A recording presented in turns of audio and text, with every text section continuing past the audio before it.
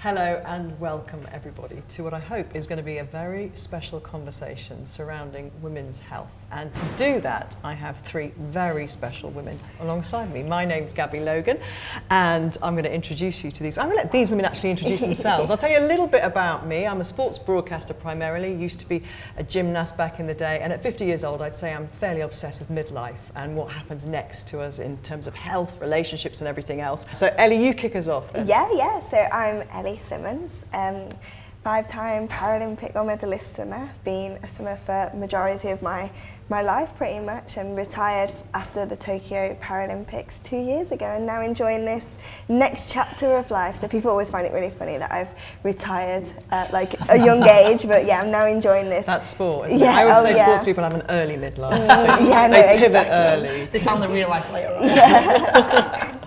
And Simi, should we go next with you? Yeah, so I'm Simi Pam. I am a semi-professional rugby player, play for Bristol Bears, and I juggle that alongside my doctoring career in the NHS. So my life is chaotic at the best of times. And a bit high achieving, I'd say, as well. Amazing. But yeah, my big passions alongside sort of sport and my career are sort of encouraging young girls into rugby, girls from an ethnic background into rugby, because I love the sport, but I found it really late. So trying to improve the picture, I guess, for the next generation. Make sure that the Simis of the future get in a little bit earlier. A little bit early would be great. Well, Tracey, you definitely found your sport at a young age, didn't you? Yeah, definitely. I think that was driven by my mum, really, because she's still the only one in the family who actually still plays the sport. So, yeah, my name's Tracey Neville. I played England netball for many, many years, but now got the opportunity to actually coach at the top level. Stopped coaching the England Netball Roses in 2019 to have my little boy called Nev, but now got back into coaching at the highest level, and now, would you believe, I'm coaching out in Australia for the new Melbourne Mavericks team, so that's the really next step in my journey, and exciting opportunity. Yeah, as my partner says, moving my life. But yeah, I think sport's a massive part of our family, and yeah, being sister of is always something that keeps me alive in this industry. Yeah, well, sister of, but I think they're also brothers of as well. Exactly. So, should we talk a little bit about what it means to all of us to be healthy, what healthy looks like? So I'm sure through our lives at different stages that we've all had different kind of expectations of our bodies, and we've had different images of kind of what healthy should be. Ellie, what is it for you? I think it changes, doesn't it, throughout your career and throughout your life. For me, when I was a swimmer, it's very much about fueling my body, giving myself the right energy so I could perform at the best of my ability, whereas now it's definitely changed. Like, I'm not pushing myself, I'm not doing the same exercise that I used to, but still, like, that's okay as well. No matter what we look like, it's okay about celebrating, being happy with who we are from the inside. Yeah, I think just what Ellie says, I think for me, netball's really great because it attracts a lot of different size girls, and anyone can play it. You know, if you're that little runner that goes up and down, which I definitely was not, but also it also brings out a lot of other things. Like, so I find that from netball there were things that I didn't like doing, but there are also things that I really enjoyed doing, and that was being with my friends. You know, I like doing weights, you know, and that would, when I was growing up, doing weights for a girl, that was like unheard of.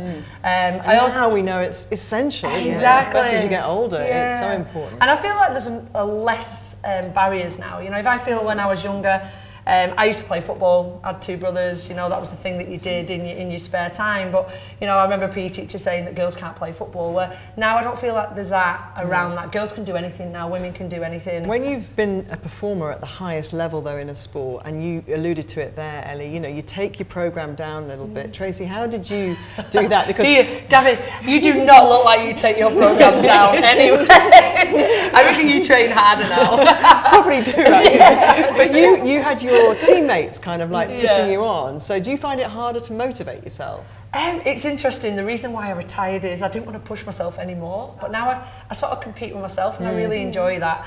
But I also feel that now exercise brings me a lot closer to some of the people that I lost a little bit along the journey. So the things like my school friends, you know, when I played international, to train with them was like something that I never did. You know, they weren't training anywhere near the level I was, but now actually going out for a walk with them, going to the gym with them, and it's almost based around something. It's based around a coffee or it's very sociable. Yeah, exactly. Which And is a lot of the parity, I think, with rugby, isn't it? Yeah. Because you talked about it being a sport netball for everybody. Well, Yeah. rugby, I mean, is every shape and size. Tag for me, some hits more tag. And it is obviously also synonymous with strength, rugby, isn't it? And so was that one of the attractions for you? Yeah, like what attracted me to it was full of girls and women who loved the things I loved. So they loved their muscles, they loved getting sweaty, they loved being aggressive and competing, and there was no shame about that. Whereas, you know, in school, I loved PE, but I'd often be called like a man or stuff like that because I enjoyed it so much. So I found rugby a really safe space for like my personality to thrive, and that is what truly attracted me to it. And then realizing that you basically can't be the wrong shape, you just got to find where your position is, was great as well. So yeah, I was just so attracted to rugby as a sport because of that. Has it changed, and the more you've got into rugby and the training that's required, has it changed your perception of what healthy looks like? Yeah, for sure. I think both with how much I train, but also with the other part of my life and working in hospital. You know, I joke and say that my life is chaotic at best because of how demanding both careers are. But what they do help me with is they lend themselves to each other in terms of giving me perspective. So, you know, when rugby's not going great, or I don't think I'm performing well, or I'm not as strong as I was, or whatever it is, you know, when I'm in hospital and seeing people who literally are fighting for their health, you know, it is a real humbling experience to me to be like, you know, you're healthy, you're fit, you're active, you're able, you know, don't take sport too seriously. Yeah. And likewise, when work is quite heavy and, you know, you're dealing with a lot of deaths or a lot of sickness, particularly, you know, in COVID times, working on the front line, rugby provides me with that outlet. It's made me really appreciate my body for what it can do, and it enables me to, you know, make those tackles and win those scrums and make those line breaks and things that I love doing that fill me with so much joy and ultimately help the team perform. I wouldn't be able to do if I didn't have these big arm muscles, those big legs and things that were previously, you know, frowned upon really for women. Or maybe didn't, in your mind, conform to what society thought that, you know, a healthy body looked like. Absolutely. And actually you're an absolute kind of shining example of health, aren't you? Let's talk a bit about the mental benefits as well, and the well-being that we all feel we get. I know that I am so much nicer as a person if I exercise.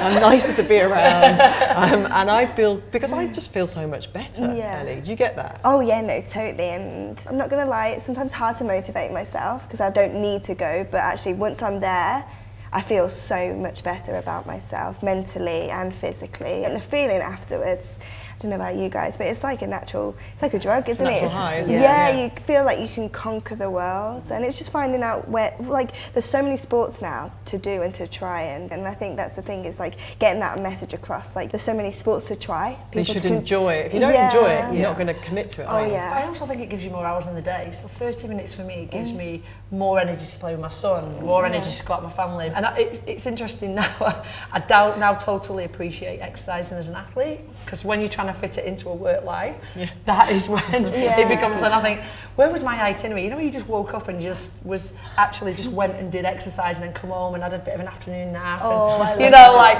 well, you didn't have to fit in 20 other things. I was like, I think back to them days, I think that actually I shouldn't have took it for granted. I definitely shouldn't. Because really rest and recovery is such an important part of a professional athlete's life, isn't it? And when you're juggling real life and trying to keep fit. And that's why sometimes, I guess, Simi, working as you do, you know, on the front line of health as well, people sometimes miss things, don't they? They miss signs that their body might be not working as well as it can, and being proactive with our health, whether that involves, you know, going and getting an appointment from a doctor to get a referral and get a screening for some reason. If you're worried about something, it's so important, getting in early on our health issues. Yeah, 100%. And also, like you say, recovery is so key.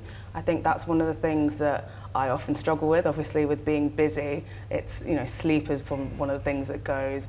You know, my nutrition isn't as great as it can be sometimes because I'm just either tired or just on my feet a lot. But like you say, you know, it's so critical. You know your body best. You know when you're firing on all the cylinders. You know when things aren't quite right. And so it's really important, both from a physical and a mental perspective, to get help if you feel like something's not quite right. Because people might be surprised that 1 in 3 breast cancer diagnoses affect women under the age of 50. And it's only after that age that you get mammograms every few years or so. So what advice would you give to women who are hearing that message about how they can help themselves? It's so important to know that, you know, just because you are under 50 doesn't mean that you're immune to getting, you know, finding a lump or getting a diagnosis of breast cancer, first of all. And so it's so important that we as women know our bodies. What do your boobs feel like? What do they look like? You know, if you notice any changes, any dimpling, any inversion of the nipples, if there's any discharge, any lumps, like, you need to know what your normal is so that you can identify when there's anything abnormal. The NHS still, you know, even despite how burdened it is, still has the 2-week wait pathways for any suspected or, you know, concerning features to do with cancer. So it's vitally important you tell your GP, you seek medical help and find out what it is, because early detection is the best way to improve your prognosis and your outcomes. And the NHS will invite women every 3 years to have a mammogram, but it's important to say as well, if you have Vitality insurance, you can go and seek out a mammogram without a referral, which is great if you're covered, isn't it? I think we've all probably got that addictive personality where we don't want to let people down. We want to be pushing ourselves. We want to be doing everything, like going all the time. We're actually, to manage that balance is okay, and to say no is actually all right as well. It's funny you should say that, because I heard a thing just this morning on the radio about saying no, and how most people think when they say no, they've then got to back it up with a 20-minute argument as to why they're saying no. And the person who was talking about it said that he's got a friend who literally just goes, no, I'm not doing it. That's it. He doesn't come up with a reason why. He just goes, no, I'm not doing it. Like, that's so powerful, isn't it? I laugh after, you know, to soften it. So rather than no, I'm not doing it. Laughing helps and everything. Laughing helps. But people would respect it, wouldn't they? You know, no, I'm sorry, I'm going to give myself a night off actually, and that's the night I'm going to come home, cook well for myself. You know, bank up some meals in the fridge, or you know, just give yourself a bit of time. Planning is everything. I mean, you must obviously, with the job that you've got and your very intense sporting life as well, you must have to really plan your week. My calendar is a disaster. It is a mood, like, I feel Don't follow it. Don't follow that one. I feel like I'm spinning a million plates at once, but you know, I do enjoy to some degree the element of chaos, and you know, it's full of things that I enjoy. Like, I'm so fulfilled by my job. I love, you know, playing rugby, and I'm, you know, really ambitious and trying to get myself to the next elite level. So it's full of things and like exciting opportunities that I've worked hard for. But I was finding, particularly last season, I played every single match across the season, so it ended up being like 26 matches without a break, training the whole time. And when we had weeks off of training, I was picking up shifts from work to try and like bolster my income, basically. So I realised that I just didn't ever have a rest. And so I really had to be proactive in saying, I have this week off training, I'm going to take the week off, because that was something that, you know, I was running myself into the ground and picking up injuries and things like that. The best way I relax is if I can take me to do something that takes me away from my phone or my emails or something like that. So if it shuts off that part, like exercise or a facial, where you just can't have that on a plane. The plane is so you just fly. You just fly around. Just fly. I sound big time, but definitely. You know, it just takes you away from your phone. Because even in the car, you just try and find as much things to do when you can access that. It's being present, isn't it, as well? And because I think that's the other thing, isn't it? So you're not quite mastered being present yet. No, I haven't. No, I'm definitely in the future. I think it's also so important. I think as elite athletes, we often tie exercise to elite performance, and you don't feel like you've exercised right if you've not basically, like, you know, exhausted yourself. But it's so important to find things that are restorative. So I've started doing Pilates again, which I think, you know, doesn't exhaust me the same way that rugby training does, but it gives me that hour where I'm just, you know, focusing on myself, on my body and how it's moving, and taking that time to sort of have a bit of a de-stressor. And I have my sessions in the middle of the week, because that's usually when, your you know, hump day. Exactly. Give me a nice little buzz, you know, have an hour to myself without my phone. You can just take a deep breath, and then you feel able to conquer the rest of the week. And going kind of full circle back to what we were talking about at the beginning about the kind of, you know, the intense diets you might have as an elite, you know, Paralympic swimmer, and then you come off and relax a little bit about food. I think also what I put in my body, my opinions about it and my view of it has changed as I've got older, because I realise I want to nourish myself. I want to feel really good. I want to feel I've got as much energy, I sleep well, and I think it's a much nicer way to look at food for me. Do you know what I mean? That you think about it as something that's giving you energy and giving you vitality and life. Oh yeah, no, exactly. And even like drinking water as well. I think sometimes we forget, don't we? But having we all like, reach I know. But like just carrying a water bottle really, really helps, just to have something like to sip on. And again, exercise, nutrition, water, sleep, fresh air, nature, just something simple like that. You get the social aspect, but also you go for a little nice gentle walk, be around nature, grounds you as well. So let's go back a little bit then and think about ourselves as younger women, much younger women for me, and how we maybe would look at our lives then and what we knew then and think, well, if I'd done this differently, or this is the advice I would give, I'll kick off. But I think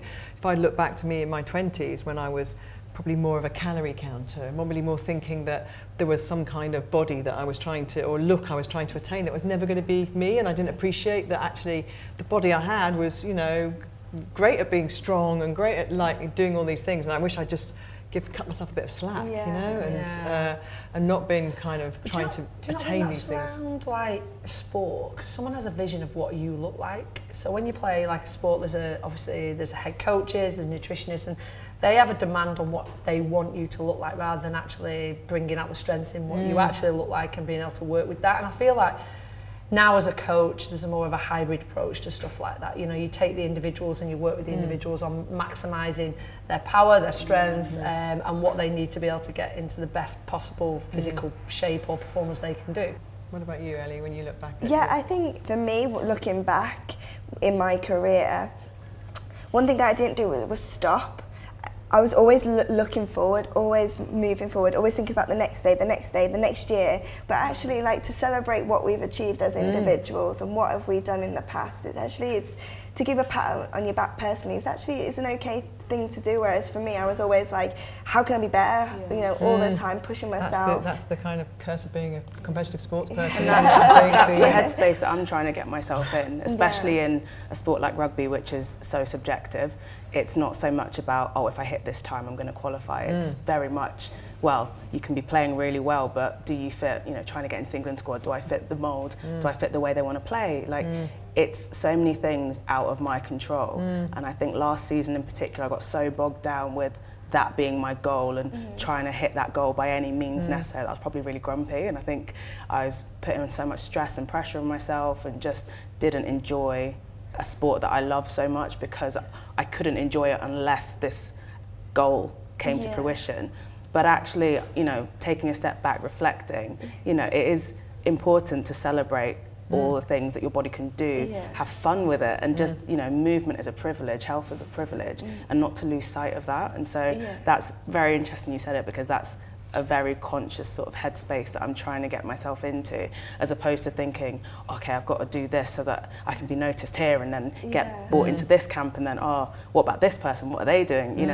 It's that's just a really not, important point as it's well. not a good way to live. That we kind of pit ourselves against something, whatever that, in our heads, and actually it's about your journey, isn't it? And what you're achieving, and which is incredible, and your goals and aims. So when it's like a team thing, and you don't really think about it, is actually fitting into the team, isn't it? And the pressure that has, because you're not just competing against yourself, but you're competing against teammates, friends, and also the comparison as well, because there's a lot of pressure, isn't it, these days, and I think in the past as well. I think it's getting better and better, but about comparing yourself to other people, and the anxiety that can bring on you is strong and yet hard. And it's so hard not to, because you know that at any given point on a rugby field, there's only going to be 15 players on the pitch. So you have to compete with, I've been in your position. I've been at Bristol for 6-7 years, and the people that are competing for my position are, my true friends, really great people who I love seeing succeed.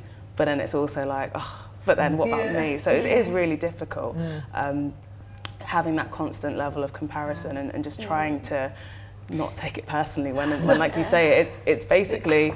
It's do I chasing fit, the dream, but face the reality. You know, it's and actually, what can you actually get out of the moment? And it's living in the present. It's living. And hopefully, what you can see as well is that when you come to the end of your competitive playing days, whatever they are, that you take so much from that as a person, don't you? Those attributes that you go through life. So, guys, it's been really great to chat to you all. I've really enjoyed it. I think we've all learned little bits and pieces from each other, haven't we? We've all certainly learned how to chill with Ellie. I think that is the key. She's got that one sorted. I hope you've enjoyed the conversation as well. Remember to like and subscribe if you can. Thanks so much. We'll see you soon.